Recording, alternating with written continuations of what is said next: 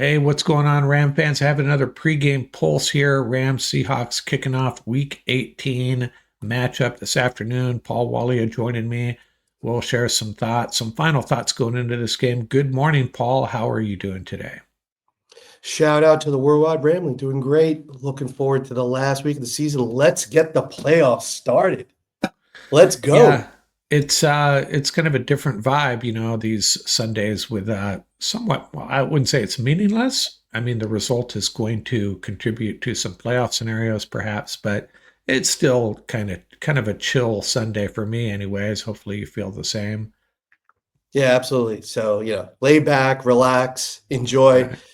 Got our fingers crossed today. Rams come out of this game healthy. That's all that matters. Right, exactly. And I had talked to you before. I wanted to discuss with you. You're in New York, and you maybe have the pulse of New York before we get into the Rams, Seahawks, and playoffs and all that stuff. What is going on? Black Monday tomorrow, right? There's going to be some heads rolling, coaches getting released. Sadly, sad to say, and the Jets are interviewing Rex Ryan, is my understanding. So, how does Jets Nation feel about bringing Rex Ryan back? I was kind of surprised. So let me preface all my comments by saying all my buddies and my son are huge Jets fans. So had a chance to, talk with them and get some feedback from them. I've also been listening to everything, media, etc. So it's interesting. So this is just my personal take on it. So the two candidates that I absolutely love for the Jet job are Vrabel and Aaron Glenn. I think those two are like a 1A and a 1B. Aaron Glenn coming back to the Jets, you cannot write a better script for the Jets. There is a definite leaning towards an offensive-minded coach. I think rightfully so. Jet Nation is just so like tired of the offensive struggles. Um, but in all honesty, being able to attract a high-powered offensive mind like Johnson, who's like everybody's going to be like throwing money at this guy, and I don't know if that's necessarily going to happen. I think they should definitely give it a shot, but I think Vrabel and Glenn, in my opinion, are those two candidates are the way to go for the Jets. Yeah, I still can't believe the Titans let Vrabel go, and Aaron Glenn, the defensive coordinator for the Lions, right? And so Yep. he's established himself as a a solid NFL coach. So yeah, it'd be And a interesting. I little was bit of just Ramley connection here, Mark. Ray Agnew, assistant GM for the Lions, right? Former Ram. I was always hoping that he would come back to the Rams in the front office somehow. But I think about this, a package deal of Agnew and Glenn coming over to the Jets. How yeah. impressive would that be? And a nice nugget for Jet Nation. I think Braganzi, the assistant GM from KC, I think that's a no-brainer. I think that they should go all in on trying to get him to be the GM for the Jets. He's been with that organization for 16 years, worked his way up from scouting to personnel to operations. He's been there for the championships. The Jets as an organization really have to think about like what we talk about all the time, culture, culture, culture. When the Rams brought over Snead didn't, there were a lot of detractors in terms of Snead, but I think just the combination of McVay and Snead working together was the difference, and it really shaped a culture. And I think that's really what the Jets need to take a look at. So bringing Berganzi over with Vrabel would be like a nice framework coming over from two different championship teams, right? The Patriots and the Chiefs saying, listen, what's in commonality here? What do we want to keep? Where do we want to be innovative? That type of thing. And more importantly, they know the AFC. Yeah. That's the key right there. Yeah, and I think Mike McCarthy's probably going to be let go. I have a feeling, but you never know with the Cowboys. Yeah. But I think they need to make a change as well. But Black Monday will be well, maybe we'll have an episode if we have time for it to talk about all the upcoming head coaching vacancies. So let's get to this Rams Seahawks game. Put together some slides here to walk through. Game notes here: Rams are 10-6, of course, have clinched the NFC West title. Seahawks 9-7, they've clinched second place. And by the way, if as of right now, they have the last pick in the draft of the non-playoff teams. That could change a little bit if they were to lose here. Current line, it opened up at 6.5, I think, but I saw it up to 7 points. So people starting to lean on the Seahawks a little bit here. Seahawks injuries, they're pretty healthy. Now, offensive tackle Abram Lucas, cornerback Josh Joby, and are both out and questionable as a rookie. Defensive tackle Byron Murphy. What I don't know is, their coach McDaniel had said they are going to treat it like a regular game. They're going to approach it like a regular game. That remains to be seen how serious is about that. Now, you were talking, Geno Smith has some incentives at stake here, so he may play until he meets those incentives, assuming the coach is going to be behind his cause there, right? Yeah, I mean, this is a tough game to try to make sense out of, right? Playing all your regulars in a meaningless game, that type of sort of approach. But and it was in the sporting news. It was in a couple of other media links as well. There are some heavy incentives for Geno Smith, so that might be the rationale. Let him hit those and then pull them out, and then the Seahawks go back into what would be, let's get through this game mode, which I'm hoping is what happens. The last thing you want is for the Ram regulars to have to be out there any longer than they have to, right? We want to go get this game over, get it down to 0 on the clock, and let's go home, right? So this is a tough game to call in terms of how it's going to play itself out. There are a lot of other factors here. I think also the division rivals, they don't want to lie down for the Rams, and that makes sense too. But I think at this point, I think it's smarter to just keep everything in the holster and let's call it a day. And I think McVay's doing the right thing. Play your backups. Well, he's 100% on target. The Rams are, I think people are almost counting it almost as an automatic L. But if you take a look at what the Rams are rolling out there, they got a legitimate chance of stealing a W. So I'm very confident. Yeah, and I know you're not a big fan of Jimmy G and the addition of Jimmy G to this roster, but he's a pretty experienced quarterback, and you throw him out there. Now my concern with Jimmy G, that's what made Carson Wentz such a good backup is if things fall apart, he can make things happen off schedule with his legs. I don't know if Jimmy G can do that, but Jimmy G is a pretty experienced quarterback, and he's a competent quarterback. He may have some shortcomings, but in a game like this, kind of feel a little bit more comfortable about our chances, even with some backup receivers. And by the way, I said Coach McDaniel. Man, there's too many Irish coaches in this league. McCarthy, McDaniel, and McDonald. The Seattle coach is McDonald there. Hopefully Seattle comes to their senses at some point in this game. Geno gets his incentives, and they back off a little bit. So the Rams situation is a little bit different. I think all of these guys that I show here, they could play if needed. And that includes, these are the guys that we know are not going to play: Matthew Stafford, Kyron Williams, Puka Nacua, Cooper Kupp, Rob Havenstein, Kevin Dotson, Alaric Jackson. Now that doesn't tell us are there additional guys that are going to be put on the shelf as well. We really don't know. This would imply that Steve Avila and Bo Limmer are going to play, and I'm not convinced of that. But maybe they will. How do you think the Rams are going to treat this? Specifically, wide receivers and offensive line would be my biggest question. Who's going to play and who isn't? So I think Stafford's definitely out. Kyron's definitely out. Puka and Kupp are definitely out. I think Big Rob is definitely out. I think, I don't think they would play Dotson, but this is what we talked about last time. If you don't play any of your starters, who are you going to play? It's hard to put out a cohesive unit.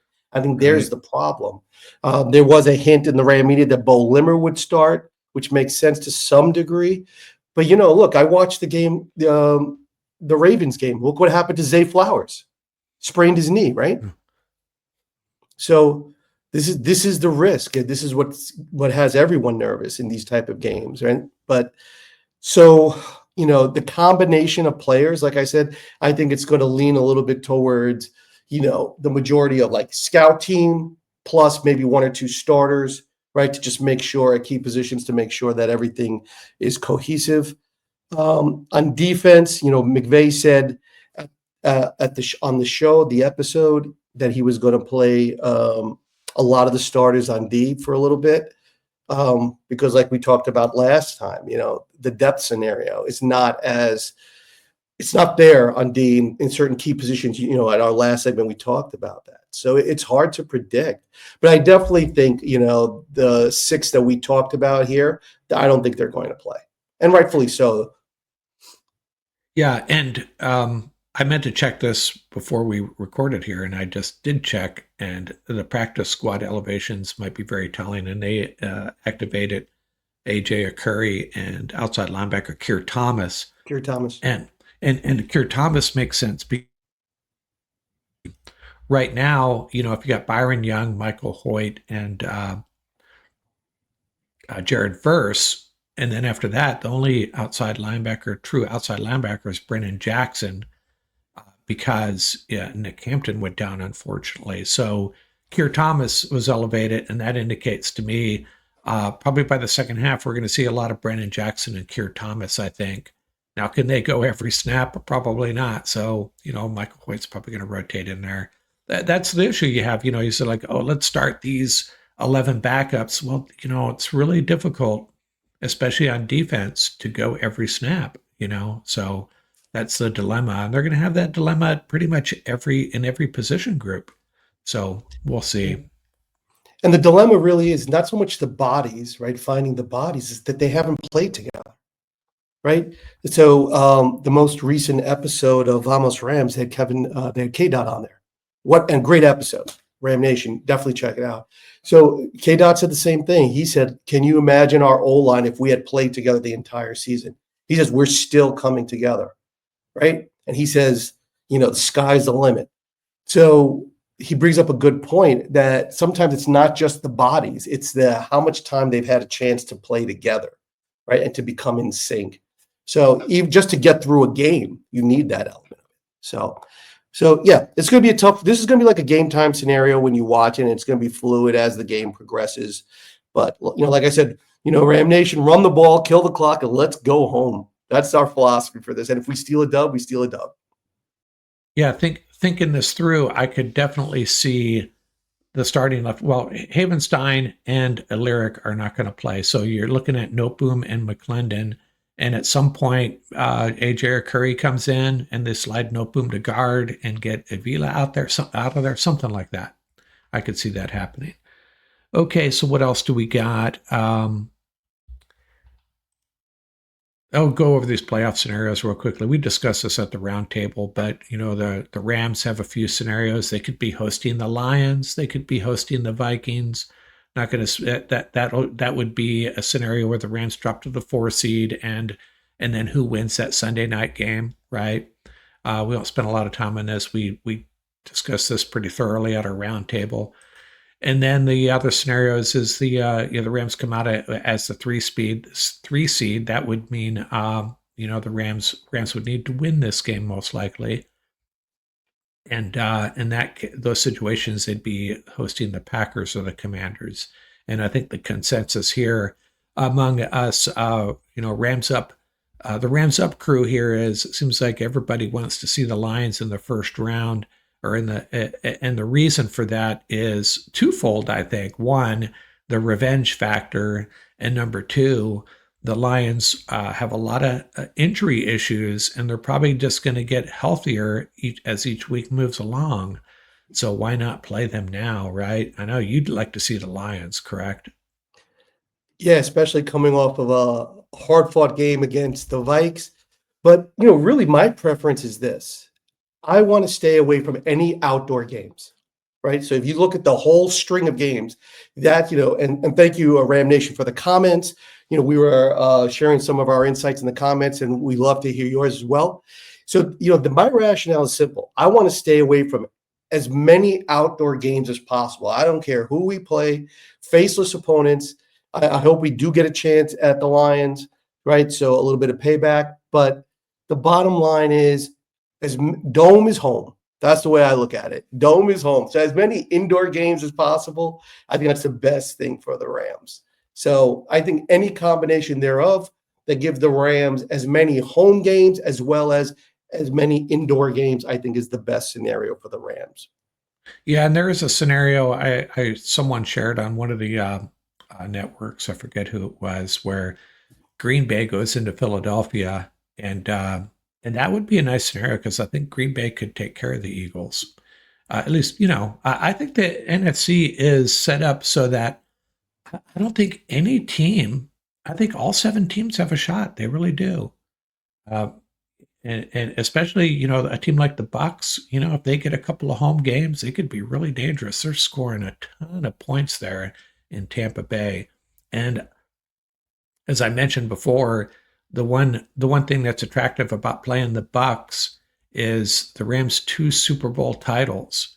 Both seasons they went through Tampa Bay to get there. So there's that. You I had mentioned also, that you had mentioned that last time. So yeah, and I agree with you. The NFC, remember I said it last time. I said it's not about the seeding, right? Everyone's like, oh, this is the best team, that is the best team. But you hit the nail on the head. You have teams that are heating up over the last couple of weeks. They're going into the playoffs red hot. Those are the teams that you really have to be wary of because they're not going to cool off anytime soon. So they're coming into the playoffs, on that sort of rising trajectory. Those are the teams that are dangerous. yeah. So I agree with you on that point. So I put together a list of 4 things I hope to see, and I've been changing my mind on this on a daily basis. There's a lot of things we might want to see, but I got kind of specific here, and I'll let you chime in at the end. You can comment, disagree as we go, and add some other things you'd like to see. The first thing I'd like to see is, some production out of our running backs. Really interested to see what Blake Corum could do if Sean McVay is being honest with us and he's going to get a heavy load. What does that mean? Does that mean 10 carries instead of 4? Does that mean 20 carries? But let's see what he can do with carrying the ball a significant number of times. We've seen little glimpses of. It seems like every time he has a great run, it's called back. So let's see what I thought he might not play in this game, but apparently he's going to. Ronnie Rivers, we kind of know what we're getting with Ronnie. He's a little bit more of a thumper than the other guys, but he's good for 3 yards in a cloud of dust. He's a good running back. And then Cody Schrader, he may not play at all. And maybe I'm being a little silly expecting to see a lot out of Cody Schrader, but this is a guy that led the SEC in rushing, had 200 yards rushing and 100 yards receiving, a Missouri record against Tennessee, played in the SEC and was very productive. So I'm kind of excited, and maybe we won't get a good measure of him playing in a game like this. But you agree with this one, or you got to be a little excited to see what Blake Corum can do as the primary running back, we assume. Yeah, you'd love to see Blake carry the rock, but at the same time, like you said, he's also our primary RB2. So we want to make sure, when McVay says he's going to get a ton of touches in the McVay world, a ton of touches for a running back, like he said, could be 8 carries, right? Could be 10 carries. But see what he can do. It's interesting. We have our roundtable coming up. One of the things, obviously talking about the paving blocks, when we review them again for the roundtable is this. You need some fresh legs. This offense needs some fresh legs, right? I think we all commented on it, that they're starting to sag a little bit. They're starting to look a little worn down. And at wide receiver, at running back, it's going to be crucial going into the playoffs, particularly that wide receiver 4 spot and that running back 2 spot.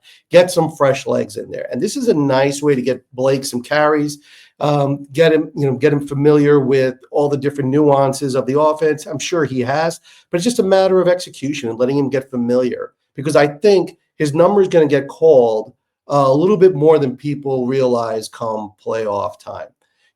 Ronnie Rivers is just all reliable, and Cody Schrader is just a great story. I mean, absolute, just great story. You talk about an underdog story. Tough as nails. Great college career. It would be great to see Ronnie and Cody carry the rock and run the clock down to 0 in the second half.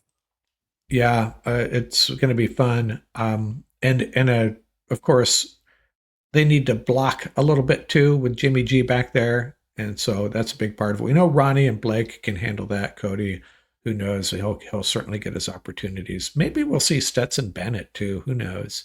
Depends on how the game goes. Maybe if it's just getting crazy out of hand at the end there. The other thing I thought would make sense, we're starting to get a little bit of a warm fuzzy with Josh Riccardi. I I'm feeling better. It's been up and down with him all year. One week we're like, what did we do drafting a kicker? And then the next week it's like, hey, he's our guy. But I'm not sure we have a gauge for him on, 50 plus. He hit a 53 yarder, sure. It would make sense for me to let him, if we're in those situations, just let him try a 58 yarder. Let him try a few. Let him try some 40 yard. Just kick field goals all day long and see what we got for sure with Josh Riccardi. How do you feel about that? Yeah, I mean, absolutely. The more work, the better. Let him bomb some. Absolutely. Let him build his confidence. He's a rookie. He's going to be going into the playoffs, right? You talk about pressure. You thought the regular season was pressure, kid. Now it's in the playoffs, right? And chances are he's probably going to be called on at a couple of pivotal moments in the game, right? Or a game deciding kick to send the Rams to the next round. So yeah, why not? Let him bomb some. Let him kick it from everywhere. Let him get Yeah, his confidence up. Let him get refine his technique going into the playoffs. Absolutely, I concur. yeah, and it could be dictated by the game situations, obviously, but there are situations where fourth and short where you might go for it if you're in that that in between zone there. Go ahead and try the field goal, and if he can hit a 57 yarder at SoFi, let's find out. Let's find out now. It's like, okay, next, we're not going to do that. Joshua, you got to prove it. Time to prove it. And if you can't, that's fine. At least we know what we have, sort of, kind of, anyways. But um, the next thing I want to see is, Emmanuel Forbes. Now, I was thinking about this morning, assuming, we have those Geno Smith going after those records, those incentives, I should say. And they have a pretty good receiving core. DK Metcalf, Tyler Lockett, JSN. And you're thinking, Darius Williams is probably going to have to be assigned to JSN. Akilla Witherspoon would probably be typically have an eye on DK Metcalf. I don't know exactly what their approach would be. I know they play a lot of zone. But, I'd if it were up to me, I'd start Forbes and just let him have a go at it and sit Darius Williams. I assume that they're probably both going to start Williams and Witherspoon and play a little bit. But I let's see what Forbes brings to the table here. If he's going to be, if he proves over this game in the playoff run that he can contribute on the back end, what a big win for the Rams grabbing this guy. How do you feel about giving Forbes a lot of playing time in this game? All of Ram Nation is looking for a pick six. This kid, right? That's his specialty. That was his calling card in college. And if D Will plays a little bit, he's going to be looking for a pick six, knowing that Gino's going to be chucking it. So yeah, I agree. It's good to see. Listen, look, he's a talented kid. There's no question about it. The Rams rolled the dice.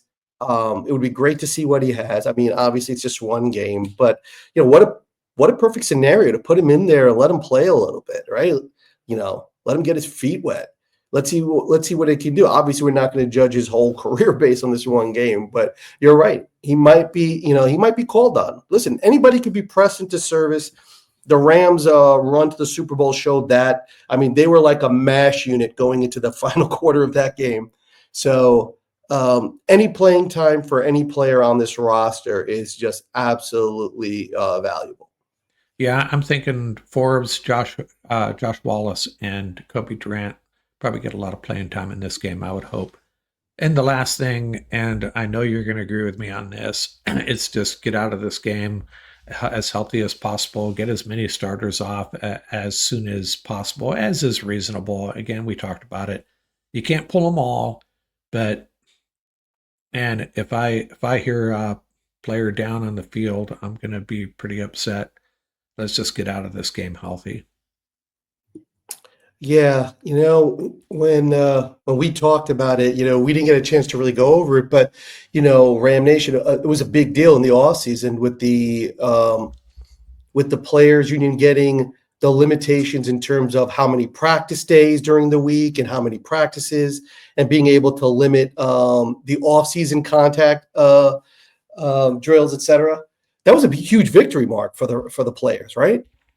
And then you get into these scenarios where players now, in I don't want to say meaningless games, because it is meaningful to some players in terms of, we just talked about contract scenarios, but this is a hard thing to navigate. So on one hand, the players got what they wanted, but now these type of scenarios are always going to be a situation in flux. So it's hard to get, what's the right way to approach it.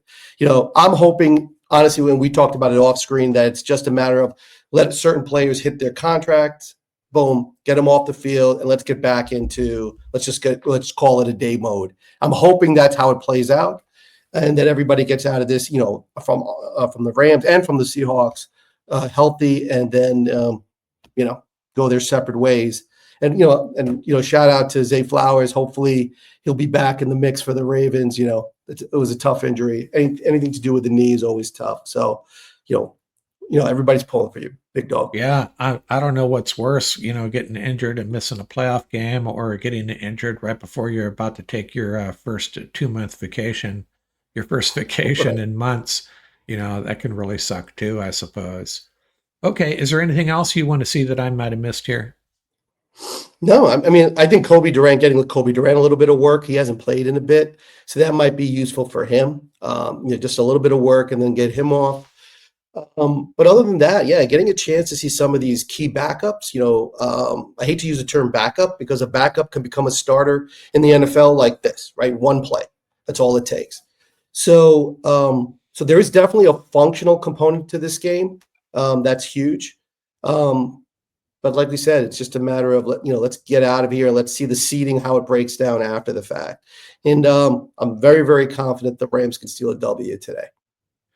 Yeah, and what I want to see in our post game reaction, I want to see you give a game ball to Jimmy G. That's what I Never, want to see.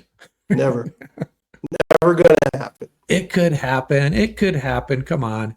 Never. Yeah, I'm kind of pulling for him. He hasn't played. How long? How long has it been since he's taken a snap? I think it was for the Raiders in week. It was very early in the season last year, so it's been Yeah. a while for Jimmy G. But And this was the rationale really for the Rams when they signed Garoppolo, was that other teams had done it, to prepare for scenarios like this. You have a game, you need to get a starter in there, you want to sit your quarterback. This is what they were planning for. So yeah, this is exactly how they wanted it, or in case of a Stafford injury, for a game or sure. two. So I loved Carson Wentz was here, man. I thought that was one of the coolest things ever.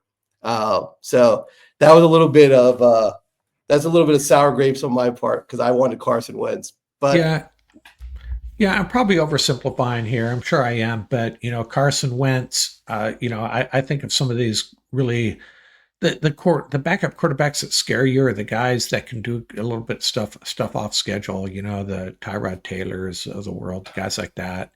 And but then and that's fine. But then guys like Jimmy G, I think, are better suited for this offense over a period of 4, 5, 6 games than Carson Wentz. But that's just my opinion.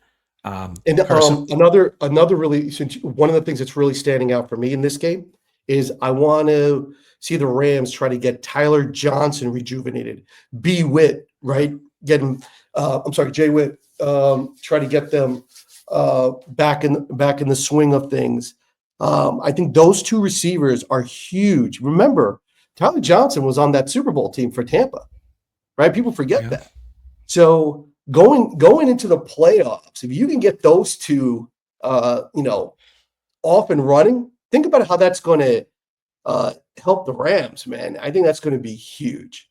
Yeah, and Tyler Johnson and Tutu Atwell, by the way, both unrestricted free agents after this season. So this could be their last chance, especially Tyler Johnson. If the Rams aren't going to deploy him in the playoffs, it's his last chance to show his wares. So yeah, be rooting for him too. Okay, Paul. I guess we're going to be getting together after the game at some point, do a little post game, quick reaction, and well, we won't know the final scenario until Sunday night's game is over, in all likelihood. So we'll see how that goes. Okay, thanks a lot, man. Have a great day and enjoy the game. Yeah, great day for football. Go Vikings. Go Vikings. All right, out here All from right. Rams Up. See ya, man. Ramley forever.